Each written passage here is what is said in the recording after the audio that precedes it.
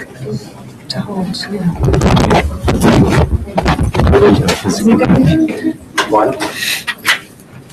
afternoon, everyone, and thank you for joining us.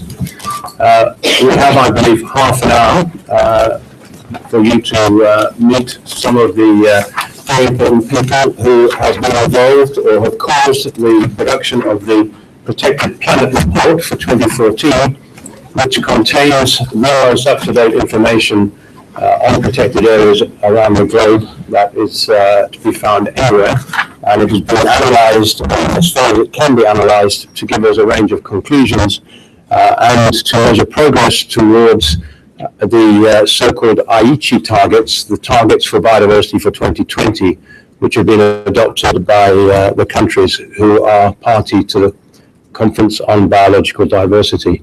We have 4 presenters today, and I'm not quite sure what the running order is. Perhaps someone could let me know. Or am I just going to go straight into questions?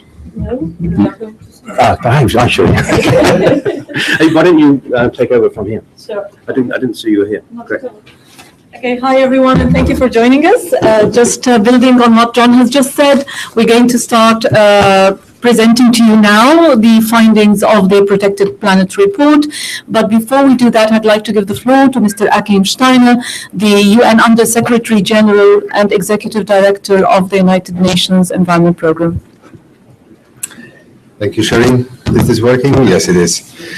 Good afternoon to all of you, and welcome to this press conference. As you can see, we have lined up, as John and Shireen said, representatives of a partnership that is really quite unique in the world. It's a partnership that brings the best of the International Union for the Conservation of Nature together, with its World Commission on Protected Areas, the work that we in the United Nations, represented by Braulio on the left as Executive Secretary of the Convention on Biological Diversity, by myself as the Executive Director of the United Nations Environment Programme, bring to the question of how successful have we been with, first of all, establishing protected areas, responding to the international targets and commitments that governments, heads of state, presidents, prime ministers make at conferences, be it the big UN summits that take place, be it the conventions that we convene through Conference of the Parties, be it through national parliaments and promises and commitments that governments make to their own citizens about conservation. The Protected Planet Report 2014 is the best one ever. Some of you may have been at events earlier today that described why this is the case. The best, not only in terms of looking the best, perhaps, that is always debatable, but as Naomi will say in a moment in more detail, in terms of data sets, in terms of coverage, in terms of granularity, if you want, of information. And let me repeat here something that I said just now in the launch event.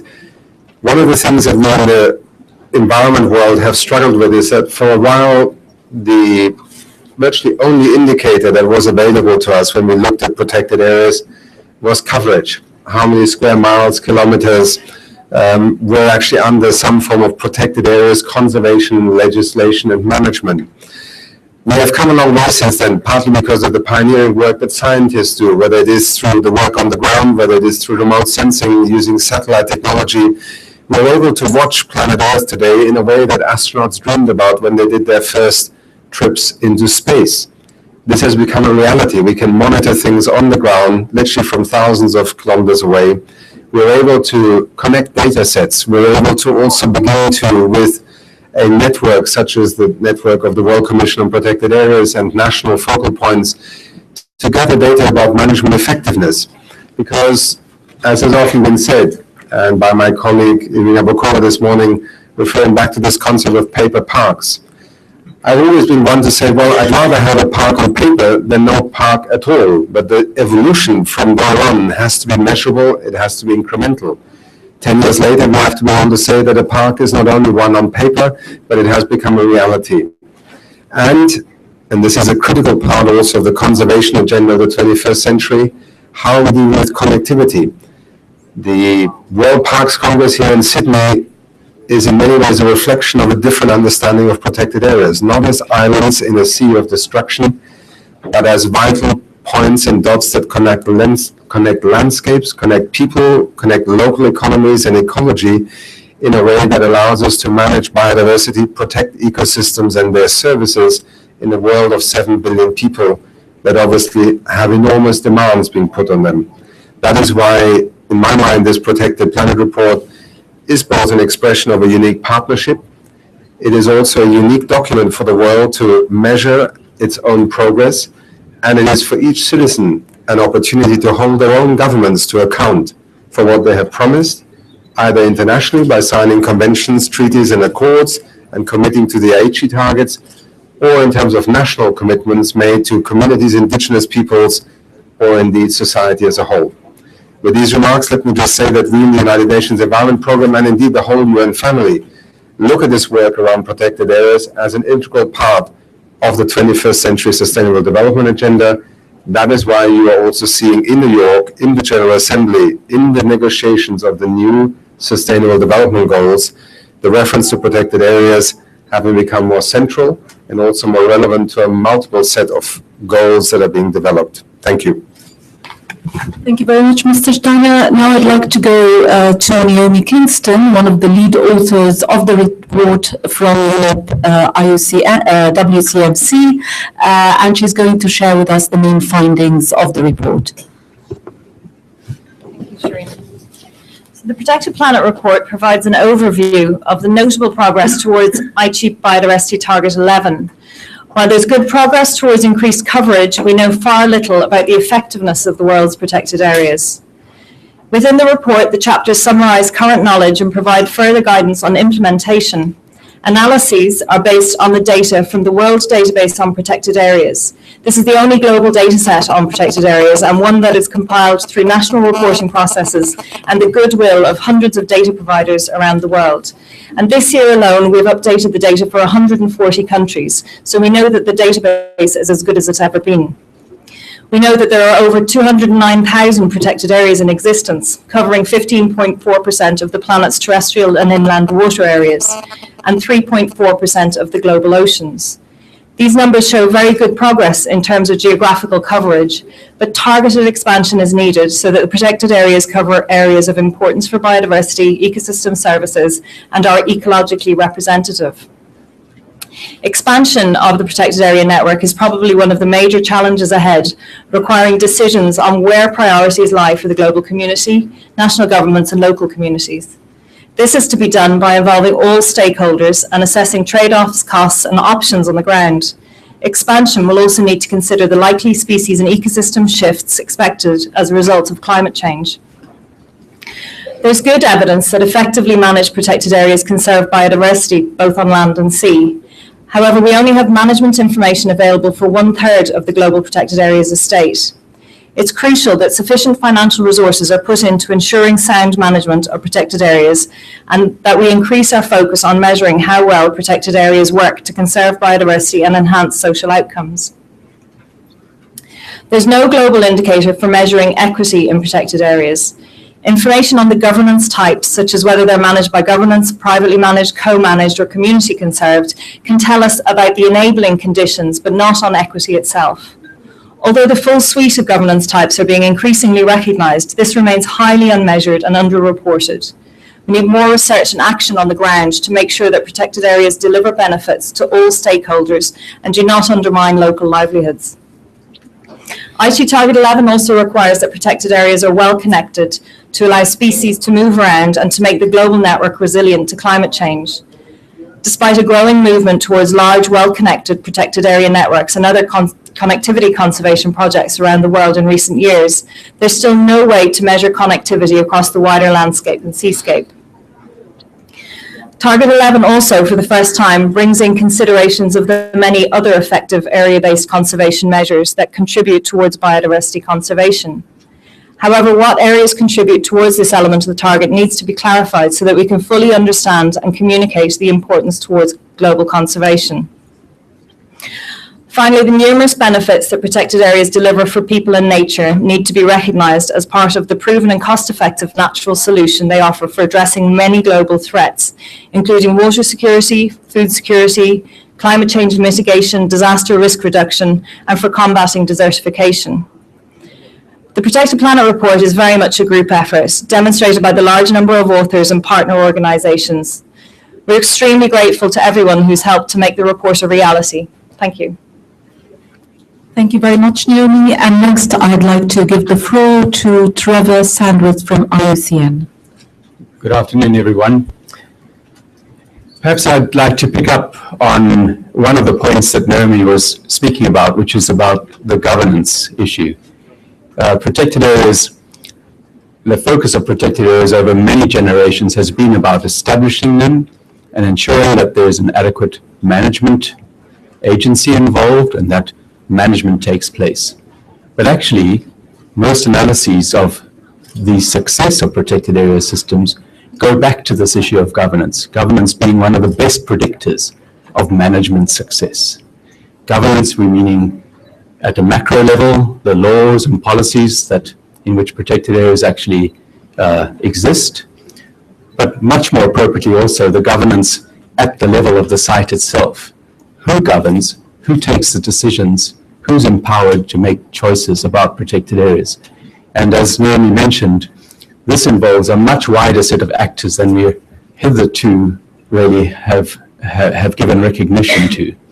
These are indigenous peoples, local communities, the private sector, trusts and foundations, as well as governments. And in particular, many protected areas around the world exist in a form of shared governance, where governments assign responsibilities to others, or different kinds of actors operate together in a shared governance type, particularly in wide landscapes and seascapes. So that's an issue of type, and the issue around predicting success is much more about the quality of governance. Is this good governance? Is it just? Does it deliver social and economic benefits that are equitable? And how do we know that? So there's what we have is a foundation on which we have to build to better understand the quality of how protected areas are governed, and ultimately how they're managed, and whether they achieve their outcomes, both for biodiversity conservation and for society at large. So this, we feel, is the frontier that this Protected Planet report sets us up to look at over the next generation, if you like. I'd like to raise one other point, is that we talk about this particular report is very, very closely tied to a better understanding of the Aichi Target 11, Aichi Target on protected areas, which contributes to the strategic plan for biodiversity.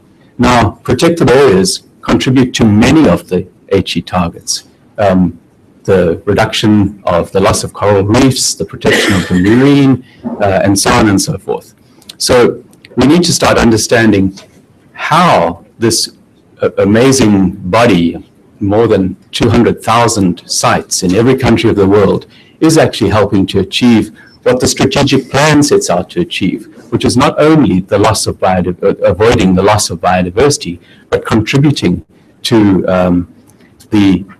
to ecosystems ultimately that are resilient, that provide the services that society needs, and that contribute to human well-being and poverty eradication. So we have a big challenge here to move from data and analytics to outcomes and an understanding of how to learn from what we're doing and how to apply that. And so just in closing, I'd like to, first of all, just acknowledge that this is a partnership. It's a partnership between IUCN, UNEP, and the World Conservation Monitoring Center, but it's a partnership also with every protected area management agency in the world and all of the people that are actually there who run these places. And if we want to think forward, we've got to think about how we can use global data sets to create better connectivity amongst this huge community. If we had just one manager in each of those 200,000 sites that was connected to us and part of that wider community, perhaps we would have a better understanding of what we can do in the future to strengthen and embed these areas in the future of sustainability on the planet. Thank you for the opportunity. Thank you very much. Well, the Protected Planet report obviously tracks progress towards achieving Aichi Target 11, And we have Braulio Ferreira de Souza, the Executive Secretary of the CBD, who could perhaps shed more light on this. Thank you. Good afternoon to all. So I'm also very pleased with this report. It's the best information available so far about protected areas. I'd like to provide you with a context. Last month in South Korea, we had our last conference of the parties to the Convention on Biological Diversity. And a major item in the agenda was the review of progress in implementing the overall set of the Aichi biodiversity targets, which protected area is one of them. And we issued a report. It's the 4th edition of the Global Biodiversity Outlook. And overall, the news are not good. So the report recognized that the pressures, the threats on biodiversity continue strong. So we're talking about unsustainable consumption, unsustainable production, pollution, spread of invasive species, climate change, etc., ocean acidification. So the context is not good, and so we have to bear this in mind.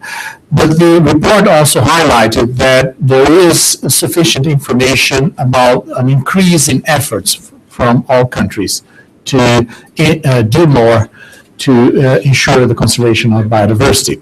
And this report is a good demonstration of this. So, of course, there's still a long way to go. There's a lot more that we need to do. But I think we have also to recognize the progress made. So, protected areas have more than a century of history.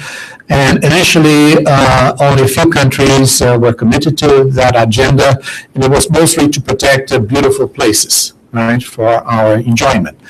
That agenda improved and progressed a lot in recent times, in recent decades, and there's much more expected from this agenda nowadays. So we're expected to protect the different kinds of ecosystems out there, to protect all species, and also to include protection for the threatened species, to protect genetic diversity, which will be critical, for example, for adaptation to climate change, for example, in the agriculture sector, to protect the water, to protect the soils, etc. So there's an increased recognition that biodiversity conservation, nature conservation, is key to achieve many other goals that society is looking for. So to increase the well-being of all of us, to ensure food security, to ensure health, access to medicines, to ensure access to clean water,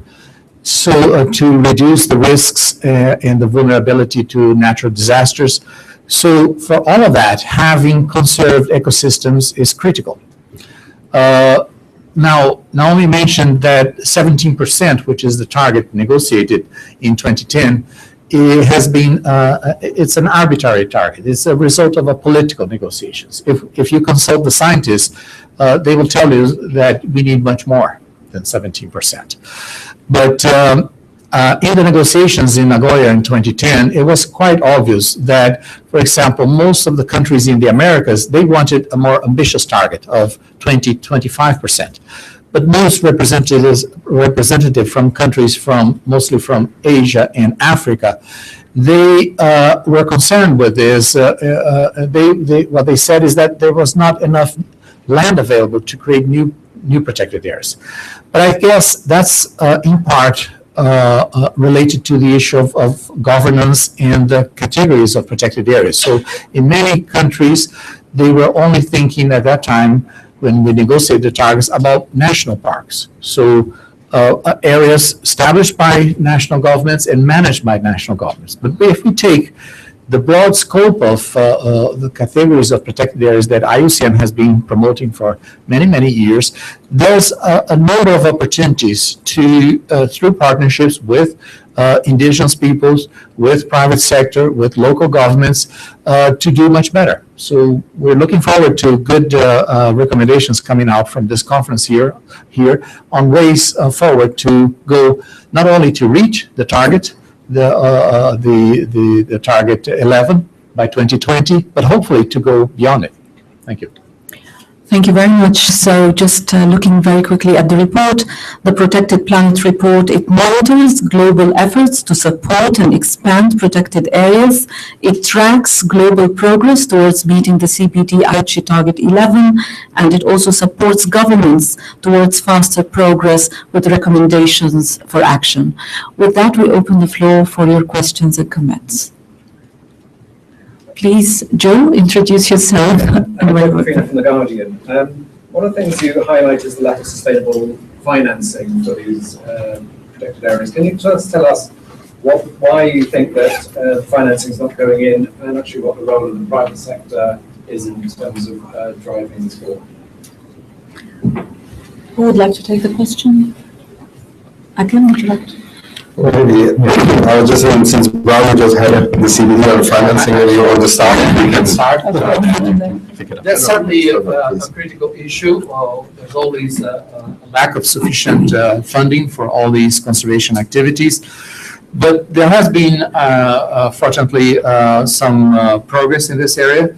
Under the negotiations under the Convention on Biological Diversity, just last month, in South Korea, we reached an agreement confirming a commitment by governments to at least double the international flows for biodiversity conservation to developing countries by next year. And then at least maintaining this doubling till the end of the decade. Also, there was an agreement by all governments to increase domestic resource mobilization. So it's very good that governments in all countries, both developed and developing countries, recognize that resource mobilization needs to happen everywhere, and looking at all potential sources. So not just the budget from the environment ministries and the National Protected Areas Agency, but looking at contributions from the different sectors that rely on biodiversity, such as agriculture, health, energy, and others, and those that impact on biodiversity. So all these sectors need to contribute to this funding. Also, the use of innovative financial mechanisms, so payment for ecosystem services, offsetting, and taxations, and a review of incentives and subsidies to remove those with perverse impact on biodiversity and increase in those which have positive impact. So there's a good momentum now, and all governments are very much engaged with us and our partners to establish new resource mobilization mechanisms in each country. Yes, I'd like to comment also. I think, Joe, on that issue, if one actually conducts an analysis of the funding needs for protected areas around the world, it's actually a surprisingly modest sum that we're talking about. Some of the studies, including one that UNDP conducted in the whole of Latin America, showed that the needs were indeed very modest, and we were talking about a tiny fraction of GDP that could be allocated to such a function. When that report also showed us quite graphically that it's public funding that is the greatest investor in protected areas. Governments are funding between 60 and 80% of the current costs. So broadening and diversifying funding sources is a part of the solution. But you asked the question, why isn't that happening? Mostly because we're not making the economic case. If and when we do, we see a complete change in policy. So studies conducted in Colombia, in Mexico, in Peru, in Venezuela have shown that when you look at the water values, if you look at the risk reduction values of protected areas, these are things that are investments in security in these countries. And indeed, there are mechanisms and responses to that have changed the funding model for protected areas in places like Colombia. We also see a number of innovative approaches where one can combine investment to achieve a number of societal goals. The Working for Water program in South Africa invests in water catchment management, the reduction of alien invasive species, fire risk reduction, and employment opportunity. And so there's been a massive increase in funding for protected areas in that country and for the expansion of the estate to meet those societal needs. So I think the answer isn't just simply there's a reduction in funding. I think it's about making the case, and it's about the instruments that can actually secure that funding. Could I ask a follow-up question from AFP? How did you arrive at that amount of extra funding you say needed, and how much are governments and public and private sectors putting in now compared to what more you expect them to do? So I couldn't hear the question exactly, but I think you were asking how is that calculated, the How need? it's calculated and how much is being spent now? Yes. How much is the difference that needs to be made up? Naomi mentioned the management effectiveness assessment process, and that's very much a part of this, where one looks at what are the inputs and what do they cost and what is the gap between what is in place and what is required.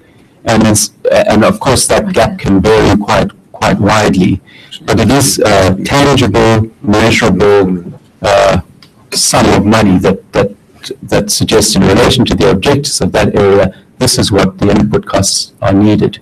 And as I said, ultimately it's a very modest amount of money that we're talking about in relation to the economic value that is produced. So that's part of the issue here. There is a standardized methodology, and this was done both looking at the ministries of economy and the treasuries of different countries, as well as the management agencies in interaction. And in fact, the interaction was what actually revealed most of the surprising results, that actually we're not talking about a large amount of money. The gap can be met. I think in the whole of Latin America, the total, and I'm just speaking from memory now, was that, for just a few dollars per taxpayer per annum, you could easily address the gap in protected areas financing. So that, it was really a surprise. I could add a little to that if possible. Last month in the last conference of the parties to the CBD in Korea, we launched the final report of a high-level panel on resource mobilization to achieve the Aichi targets. So all the 20, including target 11. So that was an initiative led by the UK in India, and there's some good numbers there. But there are two caveats. One is that those estimates are based on business as usual models.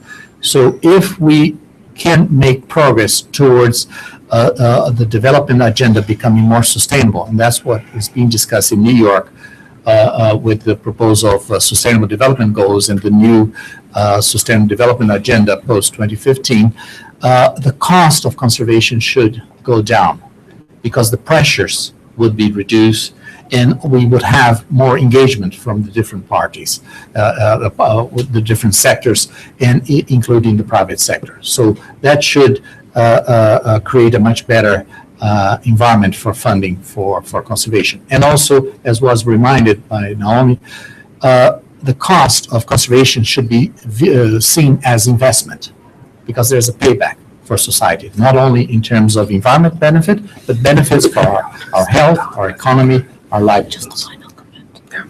Okay, Mr. Steiner will have to leave us shortly. I will be organizing interviews and one-on-ones later, but perhaps just final remarks before you go. Well, I think, Joe, you picked on an issue that I think is, in a sense, the defining debate over the economics as opposed to the ecology of protected areas. And I think what you're seeing in the last 10 years in particular is a very different conversation happening, because the protected areas tradition is very much rooted in science and ecology. And as I said this morning in my speech also, so the last line of defense, psychology. What I think is becoming patently obvious is that you can't ask society to invest in something that, outside the protected areas argument is actually competing for resources in our society. And Braulio and Trevor just spoke about public finance. I think the first thing that has to change is that we do bring into the treasuries and ministries of finance and therefore the systems of national accounting a much better appreciation of the value that protected areas deliver, direct and indirect benefits, and both of you spoke to many of them, so I won't repeat them here. But then, in Europe, currently the new commission is under, the leadership of Mr. Juncker, putting out a question, is something like the Natura 2000 network worthwhile having? I hope that in Europe, when such a review takes place, it is not only informed by some of the opportunity costs of such a network, but also by the enormous, not just ecological value, but also economic value, which is today estimated at somewhere around 200 to 300 billion euros a year. And the decision-making around finance is directly related to the ability to show return on investment. In Finland, the TEEP studies found that €1 invested in a protected areas network actually yielded €10 in return to local economies. And this is where the second challenge comes. We look at public finance and then we look at it as a cost to the taxpayer, as an expenditure line. What is always missing is the multiplier in the economy. And this is also where this dividing line between public and private sector becomes a very anachronistic way of looking at financing protected areas, because the public taxpayer essentially provides a foundational investment in protected areas management. Much of the benefit accrues to local communities, local businesses, enterprises. If you take the water towers argument of, for instance, providing water supplies to major cities, then very quickly you create a link also into the economy of urban areas. And I think the private sector is often viewed as only that private sector which wants to do something inside the protected area. Most of the private sector, and this is also a need in the debate that has to change, is actually a beneficiary, whether through water, whether through clean air, the microclimate for the tea industry in Kenya, for instance, that benefits from the protected forests of the Mao forest complex, and you can go across a range of issues. And are we being intelligent enough in making the private sector become a co-investor in protected areas? Because yes, there is the threat from economic interests in undermining protected areas management, but also that there's an enormous potential for making the private sector, the economy that benefits from well-functioning protected areas, a co-investor, whether it is through taxation, whether it is through direct engagement in management, whether it is through co-management schemes. And for people who always say, well, this is theory, it's not. Much of the forests in Europe that we have today actually managed under private ownership. So the argument that somehow only the public taxpayer-funded legislated national park is the only way of approaching this is a misconception. The same thing holds true for community and indigenous peoples managed conservation areas, which sadly often produce enormous benefits for society, but society actually doesn't share in the cost and in the investment that these local communities provide. And so the private sector here is not just a multinational mining enterprise, which again, there are some that could actually become very important co-investors in protected areas management. It is the whole domain of economic actors outside government. And they are an underutilized, underappreciated, and I think also in many respects underestimated contributor to this question of how will we finance protected areas in the future. So the aperture of the lens has to be opened, first of all, to appreciate the economic value and benefit streams, and secondly, to allow more actors to become constructively engaged in the management of protected areas. I'm sorry if I just step out, but the great experts are here, and I'm sure I'll see many of you in the course of the next 2-3 days. Thank you. Thank you very much, Mr. Steiner. Perhaps I'll ask John Hutton to come and fill that space until, so that if there are more questions representing UNEP and WCMC. Any more questions from the floor? Would you please introduce yourself? Linda Vignani, I'm a freelance journalist. As Braulio was saying, the 17% is an arbitrary figure, and many conservationists are saying nature needs half. You should have at least 50% protected land, people like Harvey Locke and so on. How much land should we actually be keeping as wild areas, as conservation areas, both marine environments and on land? That's a good question. You need to ask scientists to answer that. There are some answers, partial answers to that. So certainly it's more than 17%. There are some initial studies trying to answer that, but we need more work on that. Initial studies were looking at the need of species, and particularly threatened species. But the current modern agenda for conservation goes much beyond conservation of species. We're talking about conservation of species, conservation of ecosystems, conservation of genetic diversity, conservation of what we call ecosystem services. So the needs are much greater now. And that's something we need to keep under review. So the IT target 11, it's only a step towards achieving greater achievements in the future. So we have agreed on a vision for what we hope to achieve by 2050. And the current strategic plan for biodiversity is only a first step in that direction. So certainly we expect that as we review the progress made in achieving the current targets by the end of this decade, we will certainly be engaging countries, the governments, to negotiate how to move forward in this agenda and what more ambitious targets could be achieved in the future. So for example, there are other interrelated targets. So for example, we agreed, for example, in terms of reduction of deforestation and conversion of other natural ecosystems. We only managed to agree in Nagoya in 2010 to reduce by at least 50% the current rates of deforestation. And certainly there's good arguments to try to go much further for the next decade and try to go for a zero deforestation goal to be agreed. But these things need to be step by step, and we need to engage sectors to help us, because otherwise the environment community alone cannot define such goals that will have impacts on the interests of other sectors from society. So it's a challenge. There are studies, for example, I remember one done in Chile indicated that maybe we would need at least 40% of the terrestrial and inland waters in the country under protection if we wanted to achieve the conservation goals there.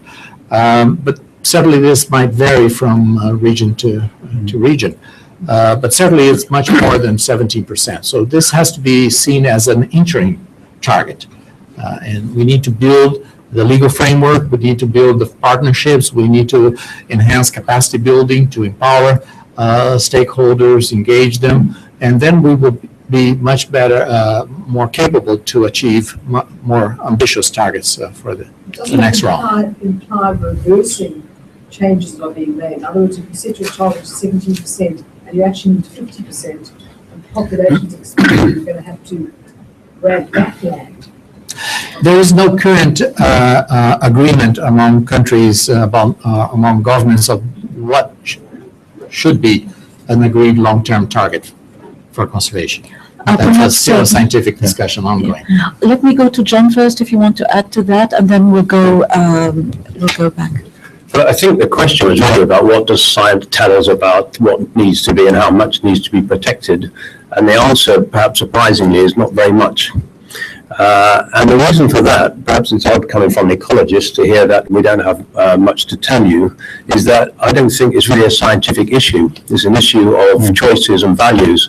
And if you think that, we're talking about in terrestrial ecosystems, we're talking about land. And, land is, if you look at land prices around the world, they are climbing inexorably. We're going to have 10 billion people on the planet. They're going to have to be fed.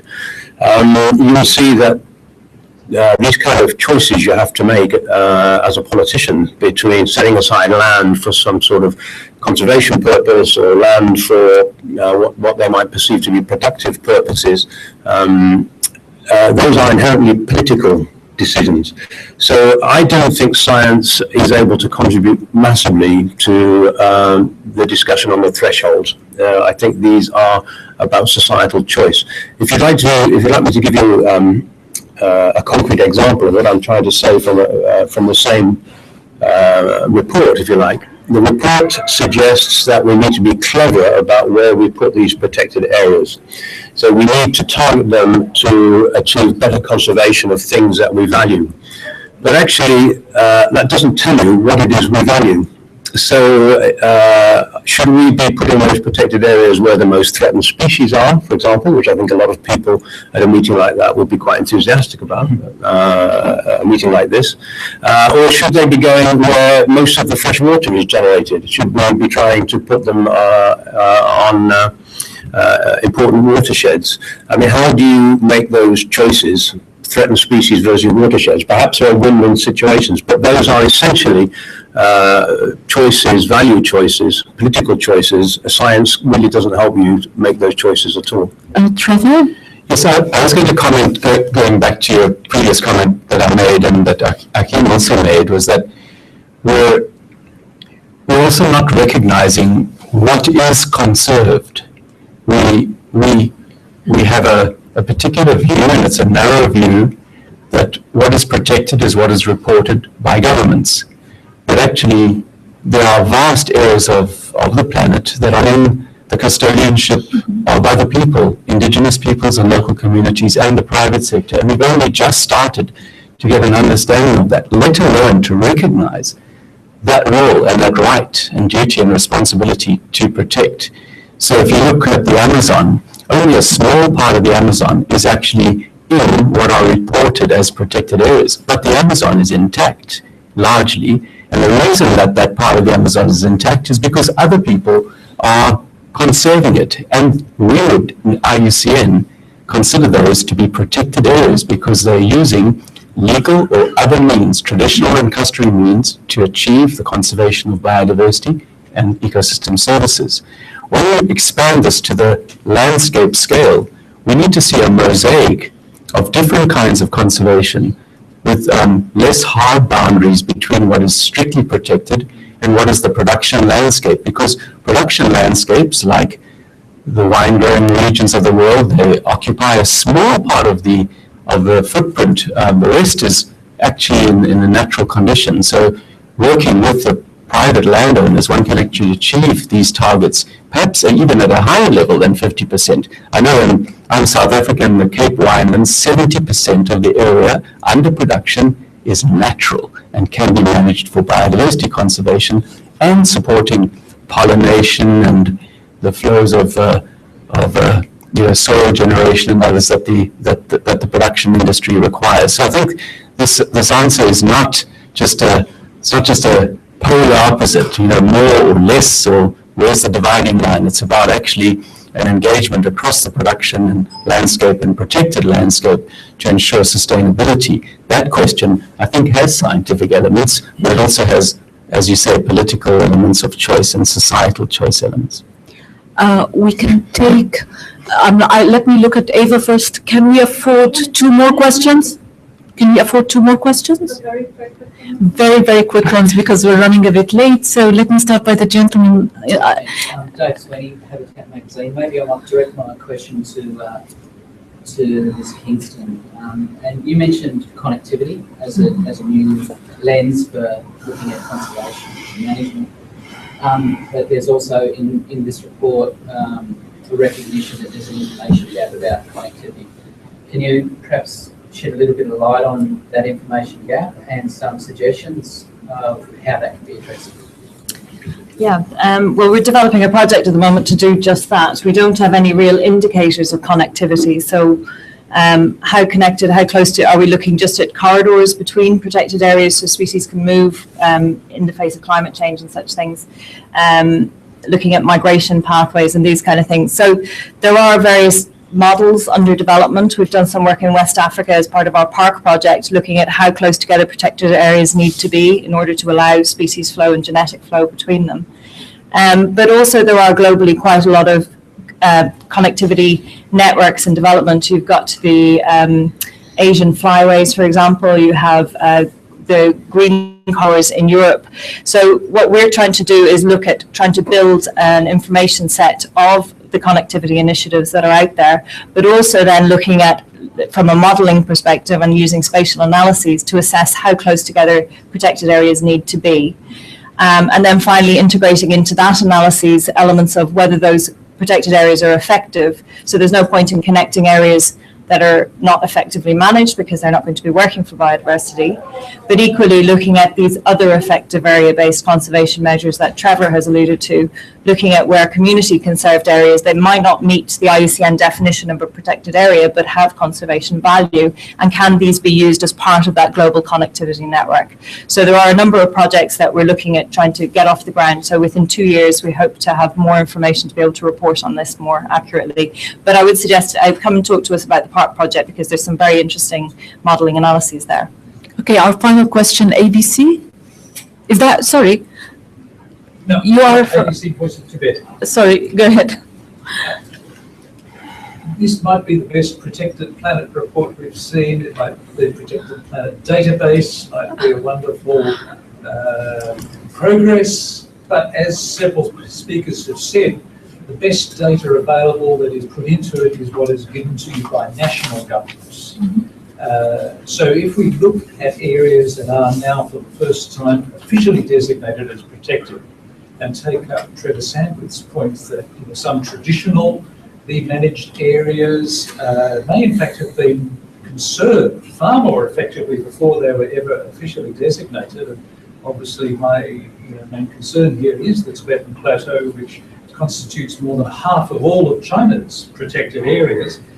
Some of those areas seem to be managed quite effectively, but there seems to be still a major gap in measuring the management effectiveness when IUCN's own database simply repeats what Wikipedia says, which in turn is a repeat of what the Chinese government says, that the indigenous population are being excluded from protected areas, but IUCN's own policies are very much in favour, as so many speakers have said today, of including indigenous populations. There seems to be a real gap there between the data being fed into your system and the ground truth of what is happening in reality, because when the areas are depopulated, then illegal mining companies move in and actually get a very negative outcome.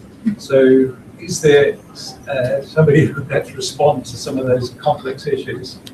Trevor, I see you nodding, and Naomi? Well, maybe I'll respond slightly. I mean, I'm a data person, so from the information perspective, I completely agree. We don't have a handle on some of these other pieces of information, but we are, if you come to the pavilion, Protected Planet Pavilion, and I can talk you through some of the changes we're making to the World Database on Protected Areas to capture just that.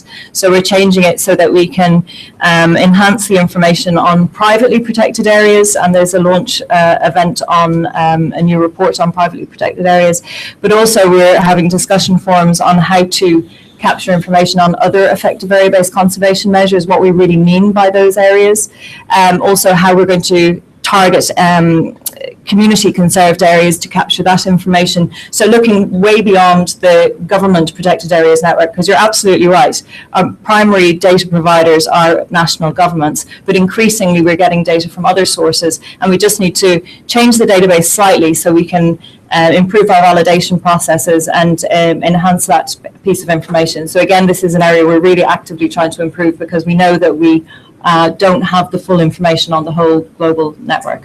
Trevor, please. Yes, just one point about that. I think it is, as I said earlier, a frontier. We have now a basis, a very good basis to look forward and look at the gaps in the database, but and I also mentioned about the qualitative aspects of this.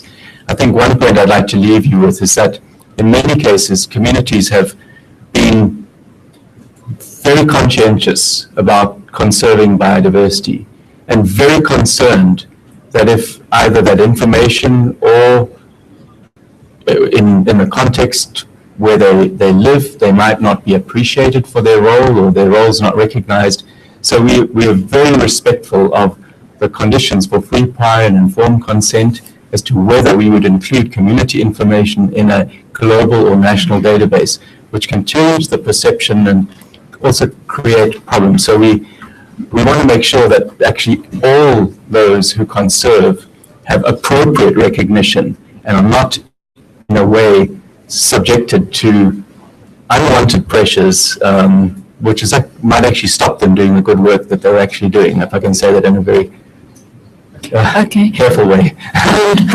Yeah, just to complement on that, just to reinforce that there are legitimate concerns from indigenous and local communities and even from the private sector to have their conservation efforts recognized by government. They're afraid that governments might then try to grab that land and formally designate as a strict preservation category of protected areas and reduce their access to biodiversity, to natural resources, and not respect their rights. So it's a legitimate debate, and I think we have to move carefully in this and encouraging them to disseminate more information about the efforts of these sectors, stakeholders, but also helping them in their rights being recognized as part of the agenda. Ladies and gentlemen, we reached the end of the press conference. I thank my panel, I thank you. We have a few copies of the report here. You're welcome to help yourselves to them. Any interviews with Achim Steiner can come to me and I will schedule. Thank you very much. I'll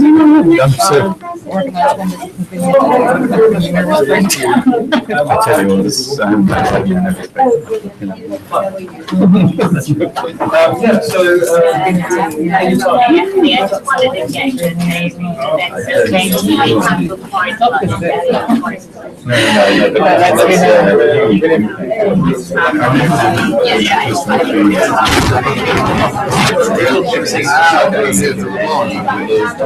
Yeah.